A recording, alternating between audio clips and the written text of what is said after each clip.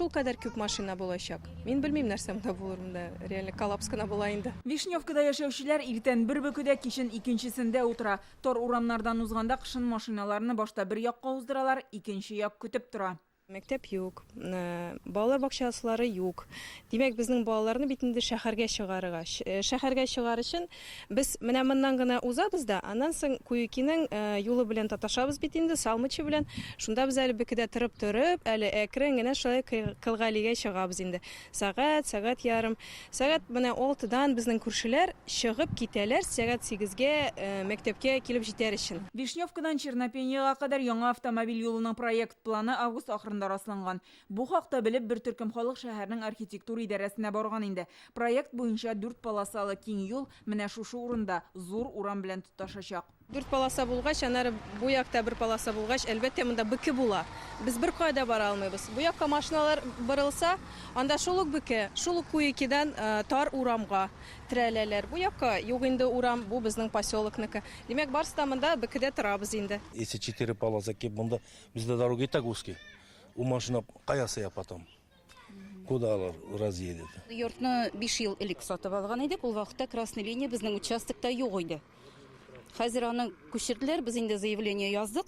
Бөке генә түгел, кайберәүләрнең йортлары да сүтелергә мөмкин. Біз монда яшәргә килдек озакка дип. Безнең өйләр хәзер под снос ләгәләр дип әйттеләр безгә. Нинди условиялар белән аларны бездән алсалар. Алмасалар, шушы юлны озынайталар бит инде, 4 полоса бит инде 1 полосага килеп терәлгәч алай гына булмый бит инде. Аны барыбер качан да булса бер озынайтырга тиешләр. Ул юл безнең домнар яныннан бик якын уза торган була, әгәр дә безне сноска без яшибез була инде трассада. 4 полосалы юлның бер башы Вишневкада башланып, икенчесе менә шушында Чернопения авылы янында туктаячак. Монда халык күп яшәми, дистәләп йорт бар, күрәбез, яңалары төзелә. Алар хәзердә Казанга Вишневка аша йөри, әмма менә шушындай чокыр-чакырлы юлдан.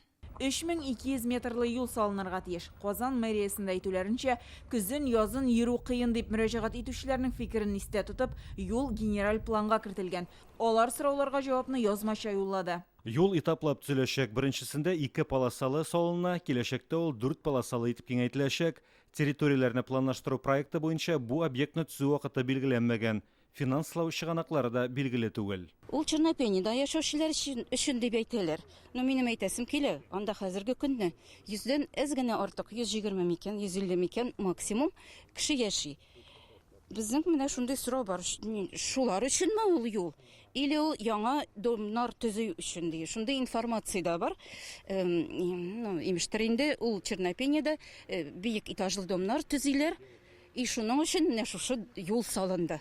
Мэрия җавабында территорияләрне планлаштыру проекты буенча Чернопения торак массивында бары тик шәхси торак төзелеше генә каралган дип әйтәләр. Ягъни күп катлы йортлар төзелмәячәк. Вишневкада яшәүчеләр шуннан куркада. Күп катлы йортлар төзелсә, транспорт агымы күпкә артачак. Хәзер алар шәһәрнең башкарма комитетына баш архитектор исеменә күмәк хат әзерли. Үзләрен борчыган һәр сорауга җавап алырга телиләр. Гөлнас Сайфетдинова, Алмаз Зыяддинов, Яңа Гасыр каналы.